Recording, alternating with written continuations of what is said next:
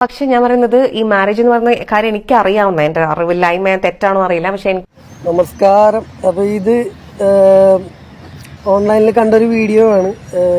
ചിലർക്കൊക്കെ അറിയാൻ പറ്റുമായിരിക്കും. നടി കനി കുസൃതിയുടെ അഭിപ്രായങ്ങളാണ് കനി കുസൃതി ഇതിനകത്ത് പറയുന്നത്. വിവാഹത്തെ സംബന്ധിച്ച്, ബന്ധങ്ങൾ സംബന്ധിച്ച്, പാർട്ട്ണർഷിപ്സ് അതിനെക്കുറിച്ച് സംബന്ധിച്ച് കനി കുസൃതിയുടെ അഭിപ്രായങ്ങൾ. ഓവർ ദി ഇയേഴ്സ് മാരേജ് എന്ന ഇൻസ്റ്റിറ്റ്യൂഷൻ എങ്ങനെയാണ് മാറിയിരിക്കുന്നത്, അതിൻ്റെ റെലവൻസ്, അതല്ലാതെ അറേഞ്ച് മാരേജും ലവ് മാരേജും അതിനകത്ത് വരുന്ന സിനാരിയോസ്, ചില ഇൻഡിവിജ്വൽസിന് ഉള്ള ചില വിമുഖത, അങ്ങനെ പല കാര്യങ്ങളും കനി കുസൃതി ഇതിനകത്ത് പറഞ്ഞു വെക്കുന്നുണ്ട്.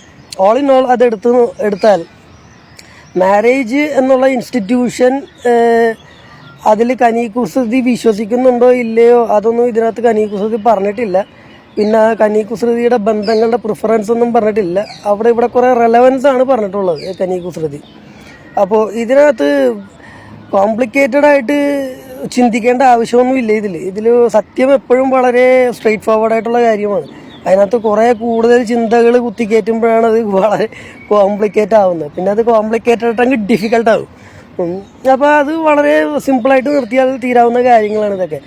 രണ്ട് വ്യക്തികൾ തമ്മിൽ ജീവിക്കുമ്പോൾ, അത് മാരേജ് എന്നുള്ള ഇൻസ്റ്റിറ്റ്യൂഷൻ ആയിക്കോട്ടെ, അല്ലെങ്കിൽ ഇപ്പോൾ മോഡേൺ ഡേയിൽ പറയുന്നത് ലിവിങ് ടുഗദർ എന്നുള്ള സംഭവം ആയിക്കോട്ടെ, രണ്ട് വ്യക്തികൾ കൂടെ ജീവിക്കുമ്പോൾ അത് ലിറ്ററലി ഒരു സിമ്പിൾ ടേംസിൽ പറയുമ്പോഴത്തേക്കും രണ്ടാൾക്കാർ ഒരു കുടക്കീഴിൽ നിൽക്കുന്നു എന്നുള്ളതാണ്. അത് എക്സ്റ്റേണൽ സിറ്റുവേഷൻ വെയിലായിക്കോട്ടെ മഴയായിക്കോട്ടെ, എന്തായാലും ഈ കുടയിൽ രണ്ടുപേര് അവരുടെ സ്വപ്നങ്ങളും അവരുടെ ലോകവും സന്തോഷങ്ങളും ദുഃഖങ്ങളും ഒക്കെ പങ്കുവെച്ച് ഒരു കുടക്കീഴിൽ ഈ മഴയും വെയിലും ഒക്കെ തരണം ചെയ്ത് ജീവിക്കുന്നു, ആ കുടയും കൊണ്ട് മുന്നോട്ട് പോകുന്നു എന്നുള്ളതാണ് ഈ പാർട്ട്ണർഷിപ്പ് എന്നുള്ളത് കൊണ്ടിട്ട് നമ്മൾ ഉദ്ദേശിക്കുന്നത്. അതിൻ്റെ ഒരു സിസ്റ്റമാണ് മാരേജ് എന്ന് പറയുന്നത്. രണ്ടുപേരെ കൂട്ടി നിർത്തുന്ന ഒരു സിസ്റ്റം, അതാണ് മാരേജ്, വിവാഹം.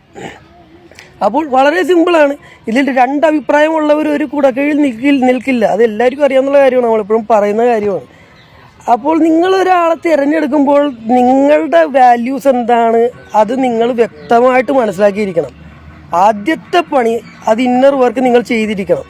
നിങ്ങൾക്ക് എന്താണ് വാല്യൂബിൾ, നിങ്ങൾ എന്താണ് നിങ്ങളുടെ ജീവിതം കൊണ്ട് ഉദ്ദേശിക്കുന്നത്, അത് കൃത്യമായിട്ട് നിങ്ങൾ അറിഞ്ഞിരിക്കണം. അതിന് പറ്റിയ ഒരാളെ കണ്ടുപിടിക്കാൻ എന്താണ് പ്രയാസം? നിങ്ങളുടെ പ്രയോറിറ്റീസ് നിങ്ങൾ മനസ്സിലാക്കിയിരിക്കണം. ആ പ്രയോറിറ്റീസ് നിങ്ങൾ പങ്കുവെക്കണം.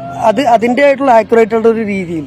പിന്നെ അങ്ങനെ പങ്കുവെച്ചാലും കരാറിൽ ഒപ്പുവെച്ച് വിവാഹം എന്നുള്ള ബന്ധത്തിൽ ഏർപ്പെട്ടാലും മനുഷ്യരുടെ പ്രിഫറൻസ് പിന്നീട് മാറുന്നുണ്ട്. അങ്ങനെ ബന്ധങ്ങളൊക്കെ പലതും അകലുകയും തകരുകയും ഒക്കെ ചെയ്യുന്ന കാഴ്ചകളൊക്കെ നമ്മൾ എല്ലാവരും കാണുന്നതാണ്. അപ്പോൾ അതിന് നമുക്ക് എന്താ പറയുക, മനുഷ്യൻ്റെ നീഡ്സ്, മനുഷ്യൻ്റെ ആവശ്യങ്ങൾ, അത് ദുരിതം. അപ്പോൾ സോറി ഫോർ ദ ഡിസ്റ്റർബൻസ്. ഇതിങ്ങനെ ഇവിടെ രണ്ട് കിളവിമാർ വന്ന് എൻ്റെ ഡയറക്റ്റ് ഫ്രണ്ടിൽ വന്നിട്ട് വള എന്ന് പറഞ്ഞു. അത് ഇതുങ്ങൾക്കുള്ളൊരു രോഗമാണ്. ആരെങ്കിലും എവിടെയെങ്കിലും സുഖമായിട്ട് ഇരിക്കുമ്പോൾ നേരെ ഫ്രണ്ടിൽ വന്ന് നിന്നുകൊണ്ട് അലമ്പ് കാണിക്കും. ഇവിടെ ഇങ്ങനെയുള്ള സ്പിരിച്വൽ ബ്ലോക്സും ഇങ്ങനെയുള്ള ചെറിയ ഡീമൻസൊക്കെ ഉള്ളത് ഈ കിളവന്മാരിൽ ഇടയിലാണ്. അതൊരു പ്രത്യേക വൈബ്രേഷനാണ് ഇത്. എവിടെയെങ്കിലും ഞാൻ നിലമുണ്ടാക്കാനായിട്ട് ഈ കിളവന്മാർക്ക് ഭയങ്കര ഇതാണ്. എന്നിരുന്നാലും നമ്മുടെ വിഷയത്തിലേക്ക് വരാം. അപ്പോൾ ഇതാണ് കാര്യം. നമ്മൾ രണ്ട് വ്യക്തികളുമായിട്ട് ജീവിക്കുമ്പോൾ പാലിക്കേണ്ട ചില കാര്യങ്ങളുണ്ട്. അത് മനസ്സിലാക്കുമ്പോൾ ബന്ധം നിലനിൽക്കും. അങ്ങനെയാണ് ബന്ധങ്ങളൊക്കെ നിലനിന്നിട്ടുള്ളത്. ഒരാൾ അങ്ങോട്ടും ഒരാൾ ഇങ്ങോട്ടും പോകുമ്പോൾ അത് നടക്കില്ല. പിന്നെ അതിനെ ജസ്റ്റിഫൈ ചെയ്യുന്ന പല കാര്യങ്ങളും വരുമ്പോഴത്തേക്കും അതൊന്നും നടക്കില്ല. അതിനെ ജസ്റ്റിഫൈ ചെയ്യാൻ ഒരുപാട് ആൾക്കാർ ഉണ്ടാകാം. അത് ഒരു ഭർത്താവ് ഭാര്യയെ വിട്ടു പോകുമ്പോൾ, ഭാര്യ ഭർത്താവിനെ വിട്ടു പോകുമ്പോഴത്തേക്കും അതിനെ സപ്പോർട്ട് ചെയ്യാനൊക്കെ ആൾക്കാരുണ്ടാകാം. അത് കുടുംബക്കാരായിക്കോട്ടെ ബന്ധുക്കളായിക്കോട്ടെ, അതിനപ്പോൾ സപ്പോർട്ട് ചെയ്യും. പിന്നെ അത് കഴിഞ്ഞ് കുറച്ച് കഴിയുമ്പോഴത്തേക്കും അവർക്ക് ഒരു ബുദ്ധിമുട്ടാകും. അതെല്ലാവർക്കും ബുദ്ധിമുട്ടാകുമല്ലോ. സപ്പോർട്ട് ആൾക്കാർ ആദ്യം ചെയ്യും. അത് അവരുടെ താല്പര്യങ്ങൾ കൊണ്ട് അവരുടെ ഒരു കോൺട്രിബ്യൂഷൻ അവർ നടത്തും. ഇത് രണ്ടുപേരും പിരിഞ്ഞു കഴിയുമ്പോഴത്തേക്കും അവർക്ക് പിന്നീട് വരുന്ന കാര്യങ്ങൾ അവർ പിന്നെ ഒറ്റയ്ക്ക് ചെയ്യേണ്ടി വരും, ഒറ്റയ്ക്ക് മുന്നോട്ട് പോകേണ്ടി വരും. അത് അവർക്കുള്ള പിന്നീടുള്ള പാഠമാണ്.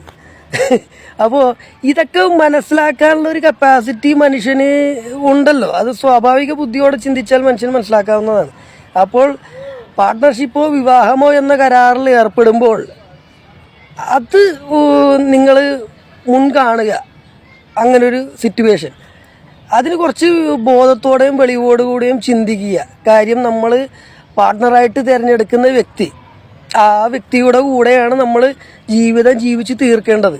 അപ്പോൾ നമ്മളുടെ പ്രയോറിറ്റികൾക്ക് ഒക്കാത്ത വ്യക്തിയാണെങ്കിൽ അത് നടക്കില്ല. പിന്നെ ചെറിയ ചെറിയ എന്തെങ്കിലുമൊക്കെ മൂല്യങ്ങൾ നിങ്ങൾ കണ്ടിട്ടുണ്ടാകാം, അതിൽ വലിയ കാര്യമൊന്നുമില്ല. പിന്നെ പണം അതൊരു വലിയൊരു കാര്യമാണ്. കാര്യം അത് ഏത് ചപ്പടാച്ചി ആയിക്കോട്ടെ, പണം ഉണ്ടെങ്കിൽ ജീവിതം മുന്നോട്ട് പോകുമല്ലോ. അപ്പോൾ അതുകൊണ്ട് അതൊരു വലിയ മാനദണ്ഡമായിട്ട് കാണുന്ന വ്യക്തികളുണ്ട്. സ്ത്രീകളിലും ഉണ്ട്, പുരുഷനിലും ഉണ്ട്. ഭൂരിഭാഗം സ്ത്രീകളിലുമാണ്. അത് സ്ത്രീകൾ എന്നോട് കോപിക്കരുത്. സ്ത്രീകൾ അങ്ങനെയാണല്ലോ, സെക്യൂരിറ്റി നോക്കിയാണ് സ്ത്രീകൾ പോകുന്നത് നിലനിൽപ്പിൻ്റെ അനുസരിച്ച്. എന്നിരുന്നാലും ഇതാണ് കാര്യം. അതുകൊണ്ട് അത് ഒരു ബന്ധം നിലനിൽക്കണമെങ്കിൽ അതിന് ബേസിക്കായിട്ട് വേണ്ട ഒരു കാര്യമാണ് സ്നേഹം എന്നൊരു കാര്യമുണ്ട്. സ്നേഹം എന്നൊരു കാര്യം അവിടെ ഉണ്ടെങ്കിൽ അതിന് നിലനിൽക്കാൻ വലിയ ബുദ്ധിമുട്ടൊന്നുമില്ല, അത് നിലനിന്ന് പോകും. അതുകൊണ്ട് എന്തെങ്കിലുമൊക്കെ ബുദ്ധിമുട്ടുണ്ടെങ്കിലും തരണം ചെയ്തു പോകും. അപ്പോൾ അങ്ങനെയൊക്കെ ചില ക്വാളിറ്റീസ് ഉണ്ട്, അത് മനസ്സിലാക്കുക മനുഷ്യർ. ചില ബന്ധങ്ങളിൽ പുലർത്തേണ്ട ചില കാര്യങ്ങൾ, ചില നമ്മൾ ചെയ്യേണ്ടതായിട്ടുള്ള കാര്യങ്ങൾ, ഒരു ബന്ധം നിലനിൽക്കാനായിട്ടുള്ള അത് ആൾക്കാർ ചെയ്യാൻ ശ്രമിക്കുക. അല്ലാണ്ട് കോംപ്ലിക്കേറ്റഡ് ആയിട്ടുള്ള ഇങ്ങനെ ഒപ്പീനിയൻസിൽ പോയിട്ട് കാര്യമില്ല. ഹിസ്റ്ററി ഒന്നും പറഞ്ഞിട്ട് കാര്യമില്ല. മാരേജിൻ്റെ ഹിസ്റ്ററി ഇതാണ്. പലർക്കും പാർട്ട്നേഴ്സ് ഇല്ല. നമ്മൾ ഇന്ന് ജീവിക്കുന്ന ലോകത്തിലെ സിറ്റുവേഷൻ, നമ്മൾ ഇന്ന് ജീവിക്കുന്ന സൊഫിസ്റ്റിക്കേറ്റഡ് ലോകത്തിലെ സിറ്റുവേഷനിൽ രണ്ട് പേർക്ക് എങ്ങനെ ഇഫക്റ്റീവായിട്ട് ജീവിക്കാൻ പറ്റും എന്നുള്ളത് അത് നിങ്ങളുടെ ടേസ്റ്റ് അനുസരിച്ച് നിങ്ങൾ ക്രിയേറ്റ് ചെയ്യേണ്ട ഒന്നാണ്.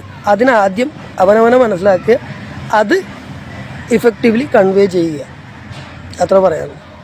Take care.